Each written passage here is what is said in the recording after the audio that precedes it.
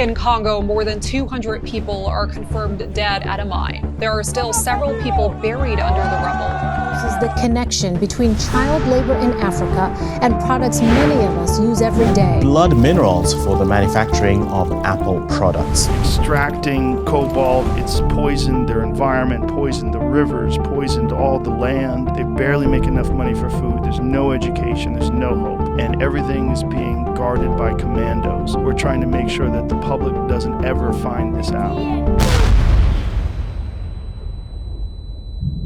Because at the end of this is the most ethical and moral and progressive companies like Apple. This is your phone, and this is your phone's battery. But what if I told you that this same battery is only produced from the deaths of thousands of children and adults in the Democratic Republic of Congo, and Apple knowingly allows it?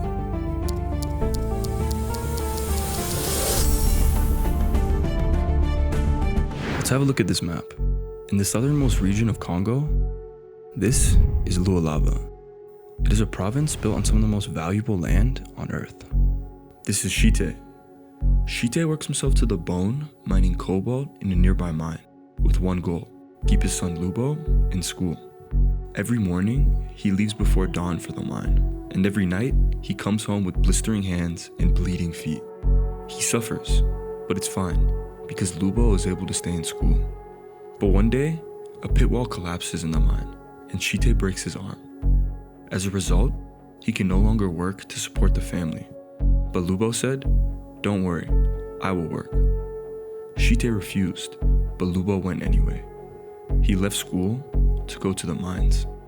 For more than a month, Shite had one prayer: that Lubo would come home without injury or worse. In the same time, Shite's arm was healing. Another week, and he could return to work himself, and Lubo could go back to school. But on the night of January 18th, 2019, Lubo didn't come home. Shite ran to the mine as fast as he could, but by the time he got there, it was already too late.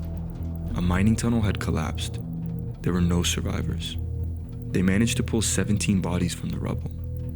Lubo was one of them. "I held my son's dead body," Shite said. "I begged him to come back." Shite was just 1 week away from returning to the mine, and Lubo was just 1 week away from returning to school. But this story isn't specific to their family. There are millions of other families being destroyed by the same broken system, and the demand for cobalt that killed Lubo is not slowing down. Over 3 billion iPhones have been sold since 2007. Every single one of them contains cobalt in their battery, with almost all of it being sourced from the Congo. And in just 5 years from 2020, the world's need for these batteries has increased by 6 times. But this story isn't only about mining or batteries. They're just pieces to a much bigger system that Apple uses to exploit millions. So the question is not, why are these miners and children dying? The question is, why is Apple allowing this to happen? This video is based off the book Cobalt Red. Throughout the whole history of slavery, never in human history has there been more suffering that generated more profit and was linked to the lives of more people around the world than what's happening in the Congo right now.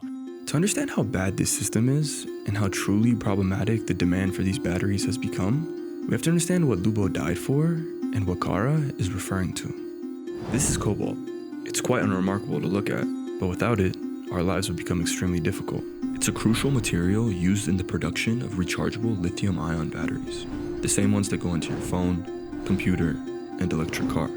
It's inside virtually every rechargeable device on Earth. Cobalt is what stops the battery from overheating, and it also extends the lifetime of the battery. But I know what you're thinking. If it's just some metal, then surely we have alternatives that will give similar or the same effect. Well, unfortunately, that's not the case. Engineers have been trying to reduce how much cobalt goes into each battery. But every time they lower the cobalt content, they have to raise the nickel content instead. And nickel is less thermally stable. Therefore, we haven't fully figured out how to make a rechargeable battery without cobalt. We need it. However, I want you to look at this. There's a problem here. This is all the places cobalt can be found in the world. You'd think that because it's spread out so much, it would be evenly distributed and each place would have a similar amount. But by percentage, This is how populated each area is with cobalt. The percentage of cobalt each other country has is so small, you can barely even see it anymore. Over 75% of the world's cobalt is found in the DRC. That's 3/4 of the entire global supply accessible in this one nation. But really, this one region. This is known as the Copper Belt. Now, imagine this in terms of oil. Everyone speaks about how much oil is in Saudi Arabia, but they only have approximately 15% of the world's oil. That is how much cobalt the DRC truly has when compared to every other country in the world. But what does demand look like for this? And how bad do we really need it? To give an example that's not Apple related, let's look at the demand for electric vehicles. In 2010, there were only 17,000 electric vehicles on the road worldwide. By 2021, there were 16 million. And the Paris Agreement set a target by 2030 to have 230 million electric vehicles. The demand has increased by 13,529%. Every single one of the batteries in those electric vehicles contains cobalt, with almost all of it coming from Congo. Therefore, it's quite clear that demand is only increasing. Now, you might think this is great. Congo has a resource that the world so badly needs, and they clearly have a lot of it. So the problem isn't that demand is too high. The problem is how they're getting it out of the ground, and what mining actually looks like. I've just received on my phone a really disturbing video. It shows a mine that has just collapsed and it buried alive 6, 7, 8 miners. There are two kinds of mining that happen in the DRC.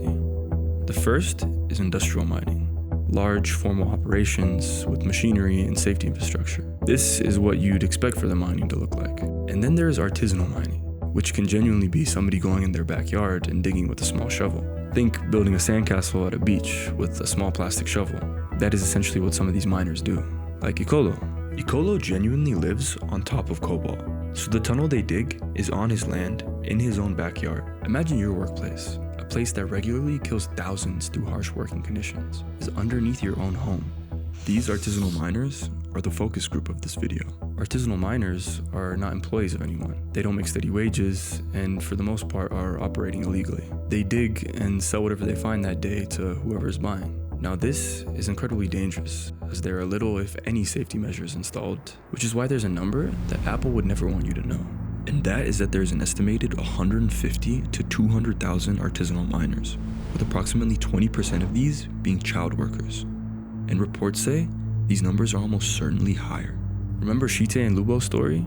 Well, this is it in practice. Kids don't go to school and instead are sent to the mines. However, these mines aren't just regular.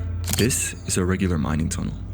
You can see there is support, lights, and miners have safety gear. The hardest part is learning it. Really?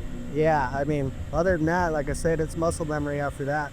And these are the ones that are dug through in Congo.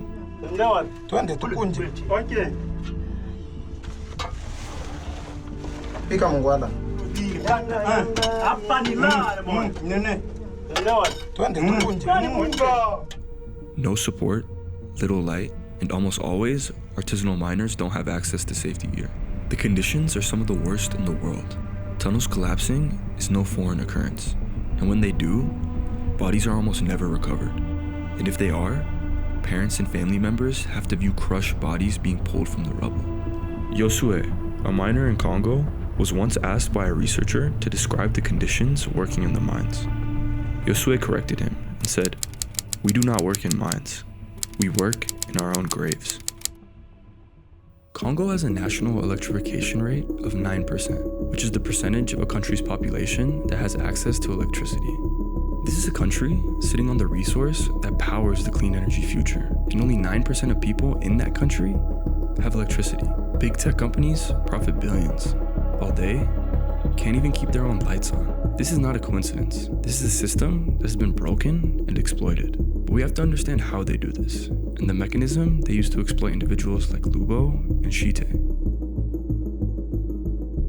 It's impossible to get ethically sourced cobalt for these phones. If you have one of these, somewhere a slave contributed to it. So how does cobalt go from this ugly rock to this luxurious device that we carry around in our pockets every day? And how do big companies like Apple hide the way it's truly made? There are 4 layers. Layer 1 you already know. Artisanal miners. digging by hand and selling to whoever's buying that day. Layer 2 is where it gets more interesting. Artisanal miners cannot sell directly into global markets. For the most part, they don't have the business expertise and likely don't speak the language. So they have to sell to negociants. These are local traders. Their job is simple. They travel between informal mining sites and buy cobalt by weight, put it in a sack. But here's the first thing you need to understand about how this system works. Once that cobalt is in the sack, it is identical. Cobalt dug by a registered adult miner and cobalt dug by a 12-year-old look exactly the same. The negociant, for the most part, doesn't ask and doesn't care where the cobalt came from, as their incentive is to total it up as cheaply as possible. But it goes deeper. Layer 3 is where the deaths and the children are hidden. So who do negociants sell the sack to, and who takes it without asking where it's coming from? Negociants sell upward to smelters. Smelters are essentially processing facilities that refine raw ore into cobalt. Think of it like a coffee bean. You can't drink a coffee bean pulled straight from the ground. It has to be roasted, processed, and refined before it becomes the thing that you actually consume. The ore mined out of Congo is the same. It's useless to a battery manufacturer in its raw ore form. It has to pass through a smelter first before it becomes the cobalt that goes into your phone. However, this is where something significant happens. This is where the certification system begins. There's a certification system because Apple wants to be able to tell their customers that they source ethically and that there are no wrongdoings in their supply chain. But they don't do the certification on their own. They get international auditing bodies to do it for them. And they audit at the smelter level. A smelter submits its purchasing records, meaning how they bought it from the negociant, and the auditor reviews them. If the records are clean, the smelter receives certification. Sounds straightforward, but it isn't. Because the audit only reviews the smelter's purchasing records, meaning who they bought it from, it does not review what happened before the negociant. It can't see layer 1, meaning it cannot see the children working or the other illegal miners. A smelter can receive legitimate, fully verified certification while buying from negociants who buy directly from child miners. And there are no tracking devices on each piece of cobalt that say where it's coming from or who was mined by. The certification is real, and the audit is also real. It is just structurally disconnected from the problem by exactly one layer. Layer 4 is where Apple comes in. Apple publishes an annual supplier responsibility report. It names its certified cobalt smelters and commits to purchasing only from audited sources with a zero-tolerance policy on child labor and illegal artisanal mining. But here's what you need to understand. Apple aren't just some small company that doesn't know what's going on. They are the second most valuable company in the world. They have the resources to commission deeper traceability audits. And furthermore, they have the leverage as the single largest purchasers in the chain to demand the smelters look more deeply into where they get their cobalt. They know what is below the smelter wall, and they know what the auditors don't go deep enough to check. That is not negligence. That is a choice. Siddharth Kara, the researcher whose work this video is built on, put it simply: we would not send the children of Cupertino to scrounge for cobalt in toxic pits. So why is it permissible to send the children of Congo? Now, it must seem that the negociants are the problem, which is true. They most definitely play a part as they purchase from child and artisanal miners. But for Apple, ignorance doesn't mean innocence. You can't say something isn't happening just because you refuse to actually look at how you source your materials. The cobalt supply chain is designed so that everyone profits off artisanal mining, but nobody takes responsibility for them. And companies like Apple at the top profit the most while having the most power to change it. But they don't. Tunnels collapse, children die, and Apple continues to make money. It would be easy to assume that this is just a problem with Apple and mining, but in reality, this isn't a mining story. It never was. Cobalt and other minerals are part of a way larger picture of mass destruction. Congo has been extracted from continuously since 1482. That is the year a Portuguese explorer arrived on the Congo River. And from that moment on, the outside world has never stopped taking ivory, rubber, uranium, illegal mining at a pit that provided the uranium for bombs dropped by the United States and Japanese cities, tantalum,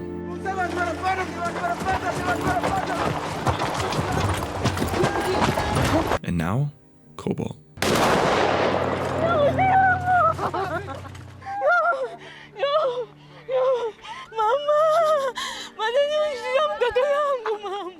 throughout this entire video, you might think, wow, Congo has so much of a valuable resource that the world so desperately needs, and they should find a way to monetize it better like Saudi Arabia has done with oil, which is potentially true. But this is also what economists call the resource curse. The idea that countries sitting on enormous natural wealth consistently end up worse off than countries without it. Because the wealth doesn't belong to the people living above the land it sits on. It belongs to whoever has the power to take it. And in Congo, that has never been Congolese people. This resulted in decades of despair and suffering for Congolese people. Congo truly has one of the most devastating historical pasts of any country in history. What is even more devastating is that it's not getting better, and it might even be getting worse. Between 1960 and 2019, there was not a single peaceful transfer of power in Congo. Coup after coup took place. Continuous wars devastated millions, and corruption destroyed children's future, leader after leader. All because of the minerals found in the ground. And I can go on. I could speak about what's regarded as Africa's greatest war, which killed an estimated 5 million Congolese civilians, the equivalent of the entire population of New Zealand. A war which formally ended in 2003, but it didn't truly end. Militia groups still operate across the eastern Congo today. They tax mining sites. They control supply routes. They take their cut of every sack of cobalt that moves through their country. The minerals fund the guns. The guns protect the minerals, and the people are caught between both.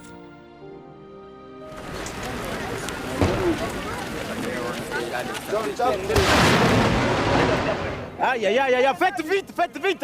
Non, non, non, ne changez pas l'objectif. Vous changez l'objectif. Kakawana. Un peu en bas. The mining sector and the conflicts are not separate problems. They're the same. And the knock-on effects are too large and too devastating to even quantify. But nothing explains it more clearly than the story of Elodie. Elodie is 15. Both parents are dead. After that, Elodie turned to prostitution to survive. She became pregnant. After her son was born, she began digging cobalt alongside prostitution. When she is asked about it, she says, "The two things are the same. Mwangu, yangu, and jo soko. My body is my marketplace." She and her baby were later found dead under a tree. 2 lives destroyed by a broken system. Now, you're watching this on a device that likely contains cobalt from the Congo. The supply chain that brought it to you was designed so you never had to see Ikolo's tunnel, Lubo's body, or Elodie. And the companies that designed this supply chain knew exactly where to stop looking.